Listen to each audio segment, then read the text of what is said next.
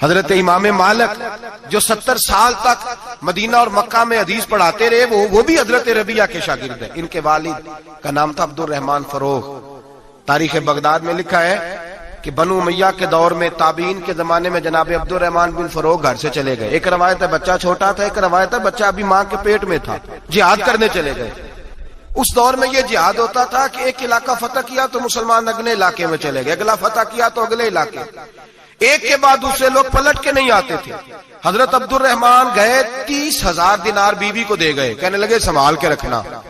اور جہاد کرنے نکلے تو 27 سال تک گھر ہی نہیں آئے، اور 27 سال کے بعد آئے تو حضرت ربیعہ محدث بن چکے ہیں، مسجد نبوی میں حدیث کے استاد ہیں، بیٹا بہت بڑا شیخ بن گیا. واپس آئے، ہاتھ میں نیزہ ہے، کالی داڑھی تھی ساری سفید ہو گئی، وجود بڑا تگڑا تھا، کمزوری آ گئی. آئے، نیزہ پکڑا ہوا ہے، گھوڑے پہ بیٹھے ہیں، مدینہ منورہ میں گھر ہے. دروازے پہ دستک دی، حضرت ربیعہ نے دروازہ کھولا، اندر داخل ہونے لگے تو کہنے لگے بابا تو کدھر گھستا آ رہا ہے؟ کدھر؟ اس نے کہا تو پیچھے ہٹ، تو میرے مکان پہ کب سے قبضہ کر کے بیٹھا ہے. بات تیز ہونے لگی، آواز تھوڑی بزرگوں کی بلند ہونے لگی تو اندر سے زوجہ نے سن لیا. وہ دروازے کی اوٹ سے دیکھنے لگی تو پہچان گئی، کہنے لگی ربیعہ پیچھے ہٹ جا، یہ کوئی غیر نہیں ہے، تیرے والد گرامی ہے، یہ تیرے والد ہیں. اندر آئے، باپ بیٹا ملے، عصر کی نماز کا وقت ہو گیا، بڑا روئے. 27 سال کے بعد باپ لوٹا، 27 سال کے بعد بڑے روئے. نماز کا وقت ہوا تو حضرت ربیعہ جلدی سے وضو کیا، مسجد نبوی شریف چلے گئے. جناب عبد الرحمن فروغ نے بھی کھانا وانا کھانا تھا، کھانا کھانے بیٹھے تو حکم دیکھے شوہر کیا کرتا ہے. یہ نہیں پوچھا کہ 27 سال حال کیا رہا، پوچھنے لگے میں تجھے 30,000 دینار دے گیا تھا، وہ کدھر ہے؟ تو زوجہ کہنے لگی کھانا کھا لو، عصر کی نماز پڑھ کے آؤ، پھر بتاتی ہوں پیسے کہاں ہیں. آپ کی رقم بڑی اچھی جگہ پہ محفوظ ہے. کہتے میں نماز پڑھنے مسجد گیا، عصر کی نماز کے بعد میرے نبی پاک کے منبر پر ایک نوجوان بیٹھا ہے.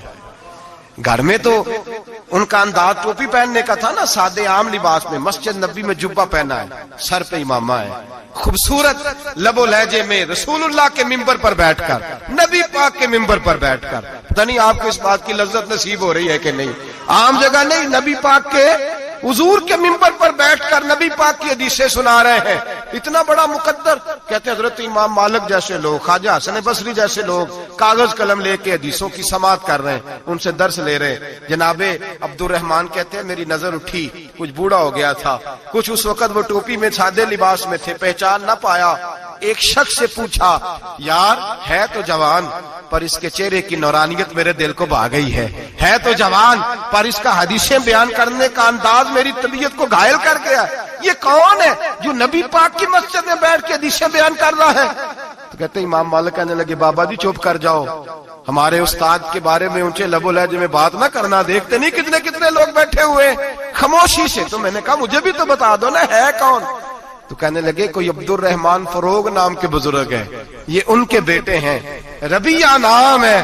کہتے ہیں جب لفظ کہے تو میرے آنسو چھلک کے باہر آئے اور میں حضور کی مسجد میں گر گیا اور رونے لگا کہ یہاں اور میرے رسول پاک سید عالم صلی اللہ علیہ وسلم کے منبر پر اور میرا بیٹا.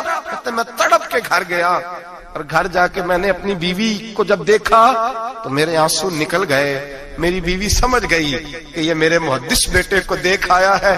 کہتے ہیں بیوی رو کے کہنے لگی میں نے آپ کے 30,000 دینار آپ کے بیٹے کو مصطفیٰ کریم کی حدیث کا استاد بنانے میں خرچ کر دیے. میں نے وہ 30,000 دینار خرچ کر دیے، 30,000 دینار آپ کا بیٹا میں نے. تو کہتے ہیں میں اپنی بیوی کی طرف دیکھنے لگا، میں نے کہا قربان جاؤں، میں اگر اللہ کے دین کے رستے میں تھا تو نے میرے ساتھ نیکی کی ہے، میرا بیٹا بھی دین کے رستے پہ لگا دیا. میرے بھائی اللہ سے جوڑا ان لوگوں نے اپنی اولادوں کو، رب کریم والا بنایا ان لوگوں نے اپنی اولادوں کو. اور پھر جب ارشاد فرمایا کہ چھوٹی چھوٹی برائی، ایک لقمہ حرام سے بھی وہ لوگ بچے. اور پھر جو آیت نمبر 18 نے کہا کہ وَلَا تُصَغِّرْ خَدَّكَ لِلنَّاسِ، بیٹے منہ پھیر کے نہ جا، پھیر کے نہ جا. اگر آپ ناراض نہ ہوں تو ہم تربیت دیتے ہیں، کہتے ہیں اس بچے کے ساتھ نہ پھرا کر، یہ غریب ہے، اس کے ساتھ نہ پھرا کر. وَلَا تَمْشِ فِي الْأَرْضِ مَرَحًا، حضرت لقمان بیٹے سے کہتے ہیں منہ پھیر کے لوگوں سے بات نہ کر اور اکڑ کے نہ چل. إِنَّ اللَّهَ لَا يُحِبُّ كُلَّ مُخْتَالٍ فَخُورٍ، اللہ کو وہ پسند ہی نہیں جو اکڑ کے چلے اور اترائے. ابھی بھی رواج ہے. کہتے ہیں دوستی لگانا تو اپنے برابر کے دوستوں سے، ایسے نہ ہو ہمارا سٹیٹس ہی نہیں، ابھی بھی وہ فرق جو تو سید بھی ہو، مرزا بھی ہو، افغان بھی ہو، تم سبھی کچھ ہو، بتاؤ کہ مسلمان بھی ہو۔ عاجزی کا درس دیا اپنی اولاد کو، عاجزی کا، ان کو ادب سکھایا، ان کو انکساری سکھائی، لوگوں کے اندر مل بیٹھنے کا درس دیا۔ جو آدمی انکساری والا ہوتا ہے، عاجزی والا ہوتا ہے، یوں سمجھو اسے شہد لگا ہوا ہے، دنیا خود اس کے پیچھے بھاگ بھاگ کے آتی ہے۔ جو سب کے ساتھ اس نے سلوک کرنے کا عادی ہوتا ہے، لوگ اس کے گرویدہ ہو جاتے ہیں۔ لیکن جس آدمی کو آپ اکڑنا سکھا دیں، جس بچے کو آپ کہیں بس تو ہے اور کوئی بھی نہیں، اس کی اپنی زندگی بھی اس کے لیے پریشانی والی ہو جاتی ہے۔ میرے نبی رحمت سید عالم صلی اللہ تعالی علیہ وآلہ وسلم نے ارشاد فرمایا، کسی باپ نے اپنے بیٹے کو جو سب سے اچھا تحفہ دیا ہے وہ یہ ہے کہ اس نے اپنے بچے کو اچھا ادب سکھا دیا ہے، اپنے بچے کو اچھا۔ حضرت لقمان کہتے ہیں بیٹے منہ پھیر پھیر کے باتیں نہ کرنا، زمین پہ اکڑ اکڑ کے نہ چلنا، اللہ کو اکڑنے والے لوگ پسند